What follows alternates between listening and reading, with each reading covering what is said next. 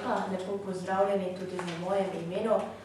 Torej, v naslednjih minutah vam bova s kolegom Slavkom Škrlakom predstavila program prioritete Slovenske ljudske stranke na področju notranjih zadev in pravosodja. Gre za dve področji, ki sta med seboj tesno prepleteni in odvisni druga od druge. Pa preidimo kar k programu. Prvič. Osrednja naloga represivnih organov naše države, kamor spadajo policija, kamor spadajo redarji, kamor spadajo inšpektorji na različnih področjih, naj bi bila zagotavljanje reda in varnosti v naši državi, vseh naših državljanov in tisti, ki se znajdejo na ozemlju Republike Slovenije. Namesto tega pa vedno bolj prevlada občutek, da so ti organi inkasanti, ki imajo osrednjo nalogo, kako čim hitreje in čim bolj s kaznimi in globami, bodisi v cestnem prometu, bodisi v gostilnah, podjetjih in na različnih področjih, oglobiti državljane in s tem zapolniti luknjo v državnem proračunu. Vendar visoke kazni in pogostost kaznovanja po vseh znanstvenih raziskavah nista tisto, kar bi spravilo državo v red. Rešitve, ki jih mi predlagamo.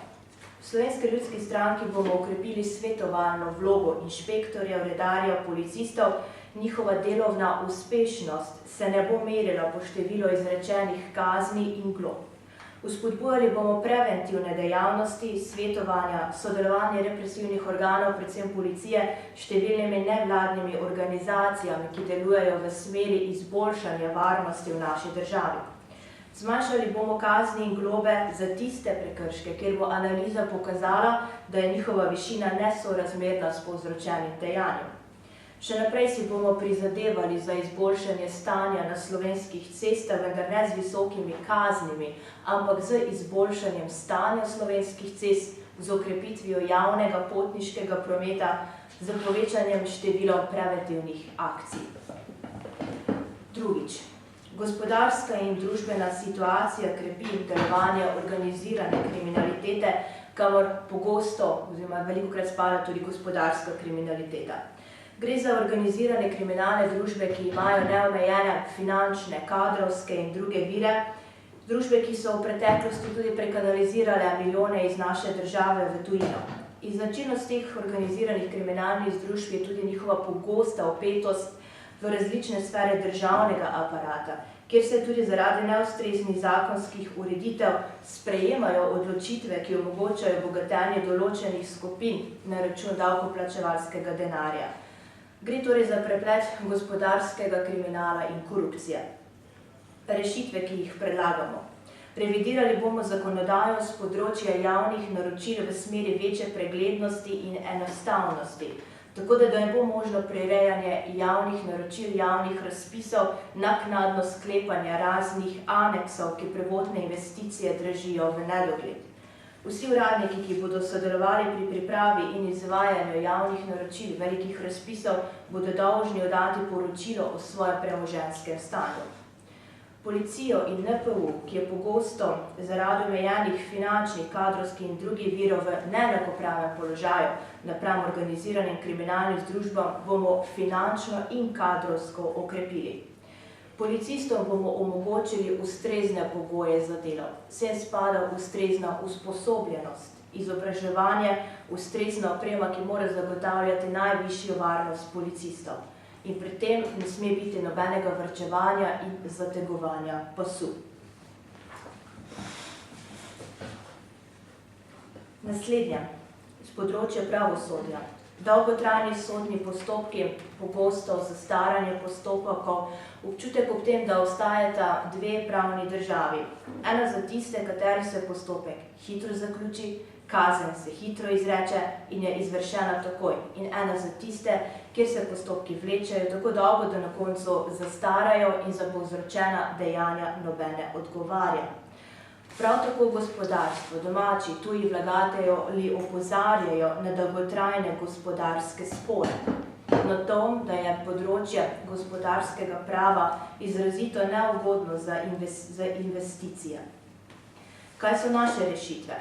Sprememba zakonodaje v smeri meritornega odločanja na drugi stopnji. Okrepljeno delovanje policije in tožilstva, ki morata tesno sodelovati že od začetka postopka naprej. Predlagamo odprto in javno razpravo o spremembi sodniškega mandata z možnostjo uvedbe poskusnega mandata, po preteku katerega bi se po strokovnih kriterijih upoštevala učinkovitost in strokovnost sodnikovega dela ter s tem primernost za nadaljnje opravljanje sodniške funkcije. Pospeševali bomo alternativno reševanje sporov. Vemo, da so sodišča vsako leto obremenjena z velikim pripadom novih zadev, zato je pomembno, da spodbujamo alternativno reševanje sporov, mediacijo in arbitražo, ki boste predvsem v gospodarskih in delovnih sporih povečali hitrost reševanja zadev ob nižjih stroških, kot jih sedaj daje sam sodni postopek. Izboljšati je potrebno tudi izobraževalni sistem študija prava v smeri večje usmerjenosti v prakso in nekoliko manj v teorijo.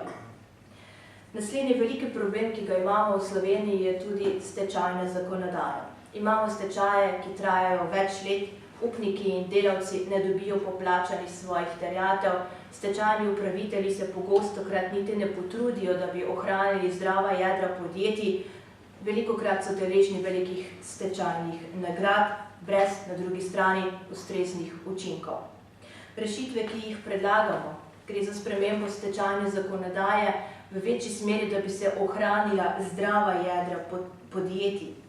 Pri tem je pomembno, da tudi sam stečajni upravitelj, ki prevzame določen stečaj, ima tudi veščine samega kriznega menedžmenta, na podlagi katerega se bo znal odločiti, ali podjetje lahko ohrani zdravo jedro ali ga ne more in bo hitro in takoj sprejel ukrepe, ki bodo ta zdrava jedra potem tudi ohranili.